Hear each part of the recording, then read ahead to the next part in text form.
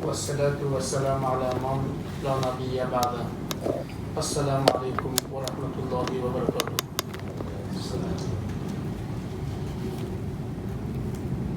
Xonimlar va janoblar, bugun mana shu anjumanimizda, suhbatimizda ishtirok qilayotgan azizlar, en avvalo Dinbar xonimga o'zimning chuqur minnatdorchiligimni bildiraman va janoblarga ham katta tashakkurlar va siz azizlar hammangizga ham o'zimizni tashakkurlarimizni bildiramiz.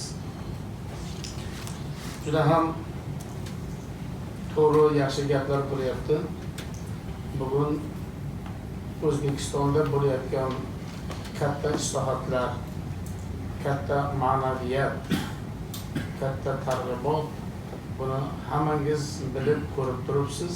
Yana shu to'g'rida sizlar bilan bir suhbat qilishni inshaalloh yo'lga qo'yamiz.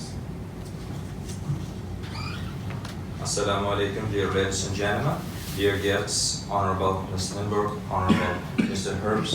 Thank you very much for coming, and I'd say welcome to everyone. As you rightly noted, in Uzbekistan there have been very comprehensive reforms in the process of enlightenment and propaganda, and I hope we will establish a very beneficial dialogue between us. Avvalo barchangizni men hozir turganimiz Ramazon sharifdek ulug' mohi sharif bilan, shunday ulug' oy bilan va yaqinlashib kelayotgan Ramazon hayiti bayrami bilan samimiy muborakbod qilaman. First of all, I would like to congratulate with the holy Ramadan month that we are in, and also approaching Ramadan Eid, and also I wish you all the best and health in your families. O'zbekistonda qilinayotgan islohotlar, ijroatlar va yuksalishlar oxirgi 2 yil mobaynida misli ko'rilmagan darajada yuksalib boryapti. The process of reforms and developments in Uzbekistan, they have been seen very high pace for the last 2 years.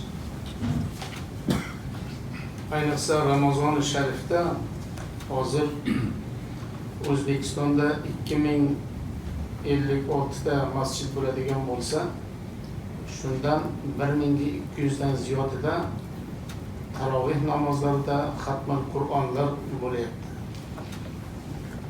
Especially now in the Ramadan months, if in Uzbekistan we have more than 2,000 mosques, to be exact 2,056, and in more than 1,200 of these mosques we have the tarawih prayings, it's like evening namaz, and also Quran recitations. Qur'onni yodlagan hofizlar o'zimizning talabalarimiz nafaqat O'zbekistonda, talablarga muvofiq xorijiy mamlakatlarga ham bor, mo'min musulmonlarga tarovih namozlarida xatmal Qur'onlarni o'qib beryapti.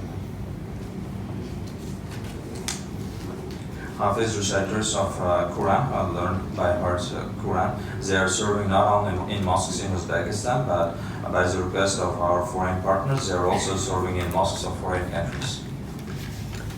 Rossiyada 10 ta qorimiz, Malayziyada 2 ta qorimiz va Amerikada ham New Jersey shahrida bitta qorimiz xatmal Qur'onga o'tib beryapti.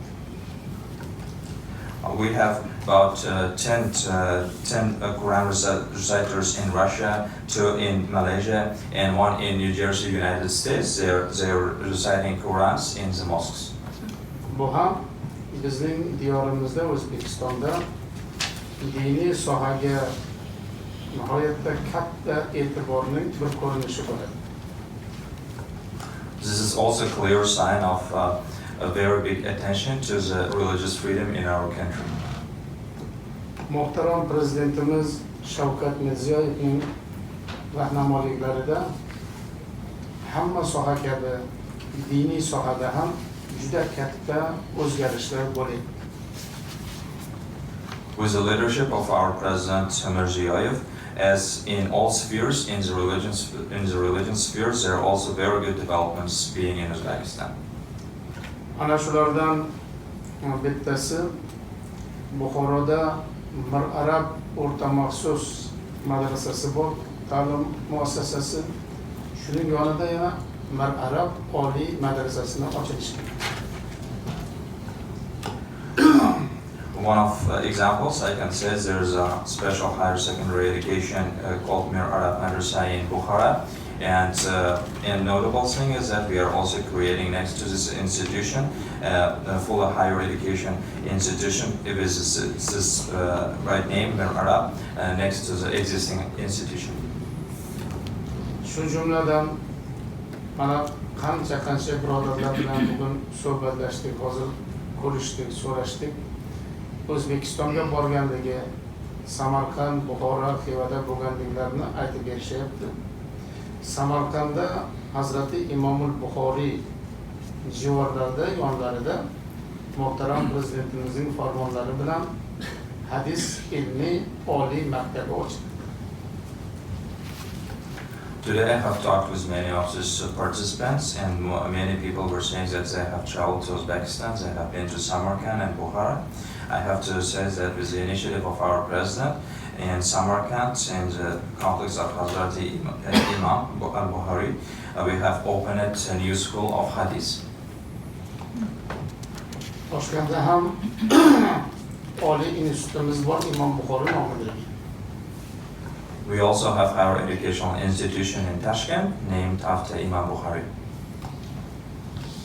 12 ta ta'lim muassasamiz bor bizda. Shundan 3 tasi oliy, qolgan 9 tasi o'rta maxsus va 2 tasi ayol qizlarga mo'ljallangan madrasa. In total, we have 12 educational institutions, and 3 of them is higher educational institution, 9 is secondary specialized educational institution, and 2 is for female education system, for women educational institution. O'rta maxsus madrasalarimizda 4 yil o'qiladi. Oliy madrasalarimizda ham 4 yil o'qiladi. The duration of study in higher secondary education is 4 years, and pure higher education is also 4 years. Ammo muhtaram prezidentimizning farmonlari bilan ochilingan yaqinda mana sentyabrda o'qishni boshlaydi. Samarqanddagi hadis ilmiy oliy maktabida o'qish muddati 5 yil. However, the duration of the study in the Hadith higher educational institution opened in Samarkand by the initiative of President, the duration is 5 years. Hadis ilmiy maktabiga biz 10 ta talaba olib o'qitamiz. There are only 10 students who are going to be accepted in Hadith school, which will start their work in September. Bunga kirish uchun o'rta maxsus madrasalarni bitirgan talabalarni biz yana 3 oy tayyorlaymiz. In order to accept to the Hadith higher educational institution, we prepare any people willing for 3 months. It's like a pre-educational course. Tayyorlov kursidan o'tganlarni tanlab, shulardan 10 tasini olib, hadis ilmi oliy maktabida o'qitamiz. The applicants who have passed 3 months training, we will select from them, and we will select only 10 of them, and we will teach them in the hadith school. Bunda yo'nalish ko'proq hadis sohasiga bo'ladi. And the main direction in this educational institution is to teach the knowledge of hadith. Mana bu yerda imomlarimiz o'tiribdilar, olimlar o'tiribdilar, boshqa soha olimlari, mutaxassislar o'tiribdilar. Hadis ilmini o'zlashtirishlik bu oson narsa emas.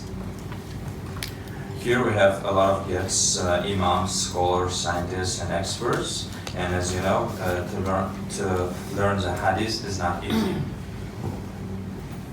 Shuning uchun ham muddati 5 yil qilindi. Tayyorlov kursida qariyb 1 yil o'qiladi, bu bilan 6 yil bo'ladi.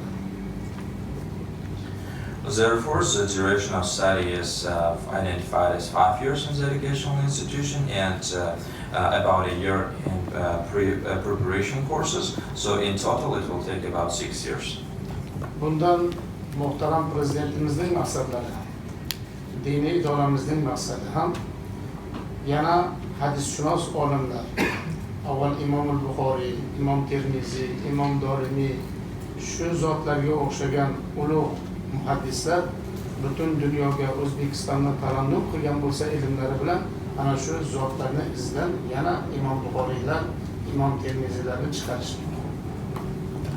The main aim of running this hadith school, as by our president, by also Muslim Board of Uzbekistan, is to learn the heritage of such scholars that we had, like Imam Tirmizi, Dorimi, Bukhari, and to spread the knowledge of Uzbekistan and to prepare new Bukharis, new Tirmizis, new Dorimis.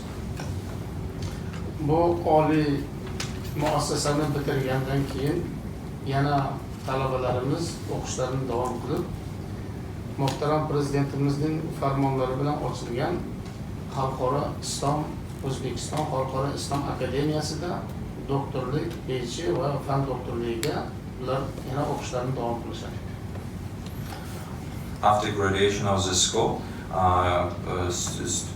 alumni can also enter the International Islamic Academy and continue their studies to pursue such degrees as PhD or doctoral science degrees.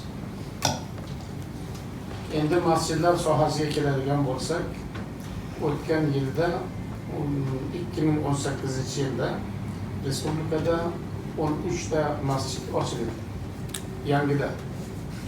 If we come to the topic of mosques, for instance, in 2018, we have constructed 13 new mosques in Uzbekistan. Eng ehtiyoji tushgan joylarga masjidlar ochib beriladi. So we will open mosques where they are very needed. Bu yil esa 2019-yilda 3 ta yangi masjid ochildi. Shulardan ikkitasida muhtaram prezidentimiz qatnashdilar. Suzuk-Ota Toshkentdagi va Shayx Muhammad Sodiq nomidagi masjid. This year we have already opened 3 new mosques, and for the opening ceremony of 2 of them, called Suzuk-Ota and Sheikh Muhammad Sodiq Muhammad Yusuf, President himself opened the ceremony.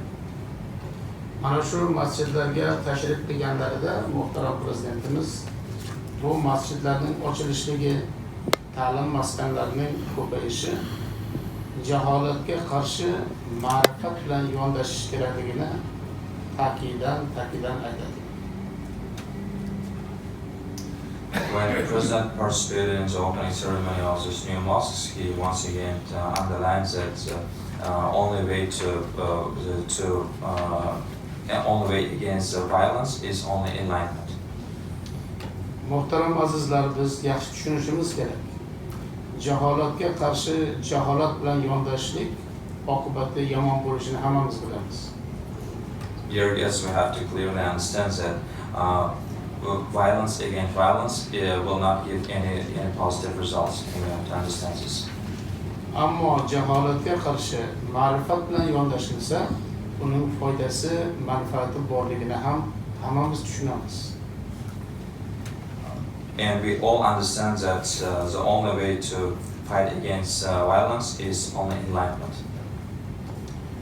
Ma'rifat bilan yondashish uchun unga ilm kerak.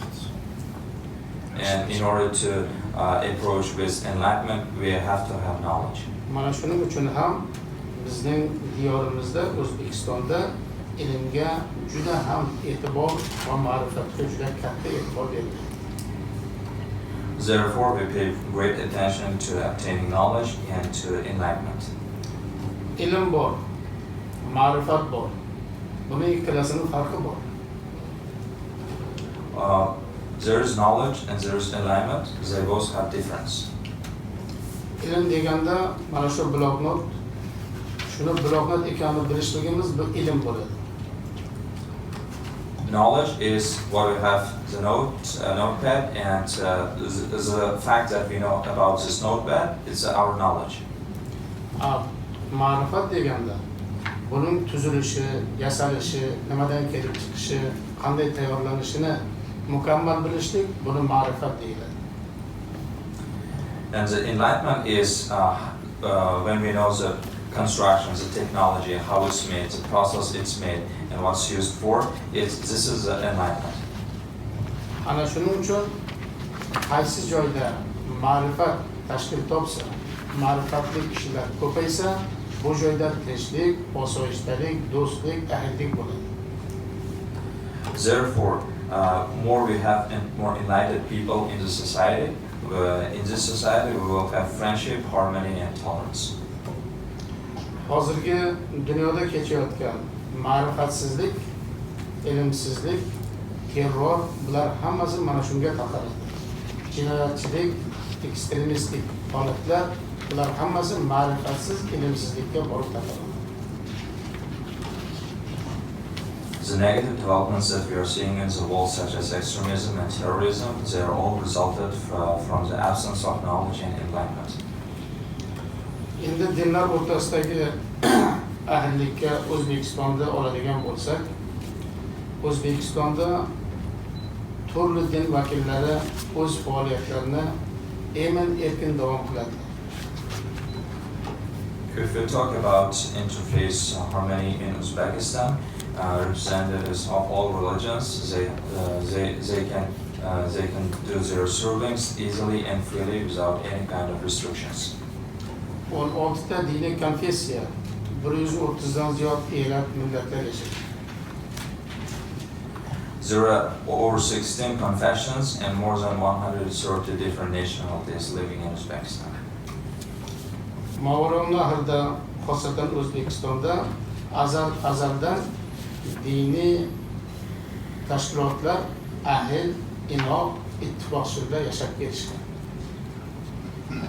Historically, in Mawram Nahr, currently in Uzbekistan, representatives of different religions, they have always lived in Uzbekistan in harmony and peace. Bugungi kunda ham mana shunday tinch totuvlikda yashab kelishgan. Today they are continuing living in peace and harmony. Diniy tashkilotlar, har xil din vakillari bir-birlarini hurmat qilishadi, izzat qilishadi, bir-birlarini ikrom qilishadi. Representatives of different religious organizations, people from different religions, they always respect each other, and they live in peace, respecting all of their interests. Boshqa din vakillarining bayramlarida musulmonlar borib ularni tabrik qilishadi. During the holidays of members of other religions, Muslims, they go and sincerely congratulate them with their holidays and celebrations. Yaqindagina bir haftadan sal ziyod bo'ldi, xristianlarning Pasxa bayramida muhtaram prezidentimizning topshiriqlari bilan, inoyatlari bilan prezident maslahatchisi, din ishlari bo'yicha qo'mita va O'zbekiston Musulmonlar idorasi rahbariyati borib, bu xristian birodarlarimizni bayramlari bilan tabriklab keldik. For instance, recently, a little more than a week ago, we had an Easter holiday in Uzbekistan, and with the initiative of our president, advisor, as the chairperson of Muslim Board of Uzbekistan, and leadership of Committee of Religious Affairs of Uzbekistan, they sincerely congratulated our Christian brothers with Easter holiday. Inshaalloh yaqinda Ramazon hayiti bayramimiz keladi. Mana shu Ramazon hayiti bayram bilan barcha din vakillari O'zbekistonda faoliyat qilayotganlar kelib mo'min musulmonlarni O'zbekiston Musulmonlari idorasiga kelib tabrik qilib muborakbod qilishadi. So we are approaching Ramadan Eid, which is coming, and all members of different religions, they come to the Muslim Board of Uzbekistan and they will congratulate us with this happy holiday. Kelganda bayramda biz dasturxon yozamiz, bayram shirinliklarini qo'yamiz, taomlarni tayyorlaymiz. dildan suhbatlarni qilamiz. And when they come, we will prepare special dishes, we will prepare special sweets, and we will spend time with very open and heartful discussions and talks with them. Yana bir o'zgarishlardan bittasi O'zbekistonda umra haj masalasi.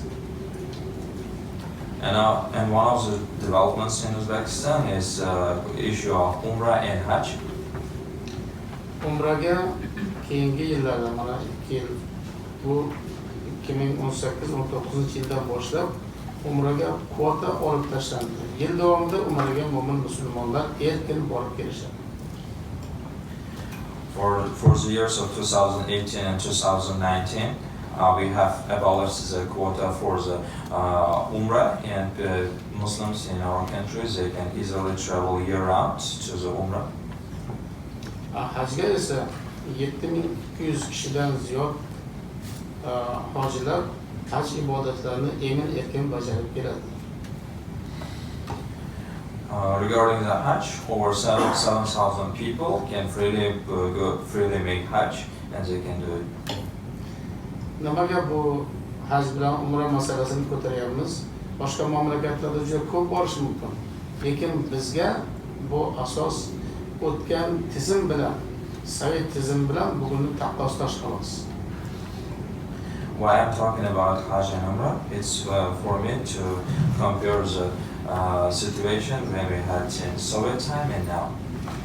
O'sha tizim davrida O'zbekistondan 3 ta 4 ta kishi hajga borardi. Umraga bironta kishi ham bormasdi. If I talk about the post-Soviet system, there used to be only 3 or 4 people visiting to Umrah. Umraga bormasdi. So there used to be only 2 or 3 people visiting Hajj, and no one could visit Umrah. Mana men qisqachagina sizlarga O'zbekistondagi bo'layotgan diniy bag'rikenglik hamda diniy erkinlik to'g'risida gapirib berdim. Now, dear participants, I have talked briefly about the religious freedom and religious tolerance in Uzbekistan. Men yana bir bor Linbar xonimga, xalq janoblariga o'zimning tashakkurlarimni bildiraman. Once again, please allow me to thank Ms. Lindberg, Ms. Herb.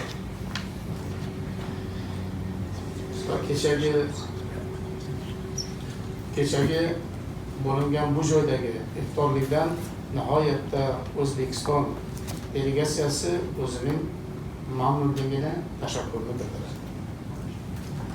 I would like to sincerely say that we are very happy from the yesterday's iftar that we had here in USIP. Assalamu alaikum wa rahmatullahi wa barakatuh. Thank you very much.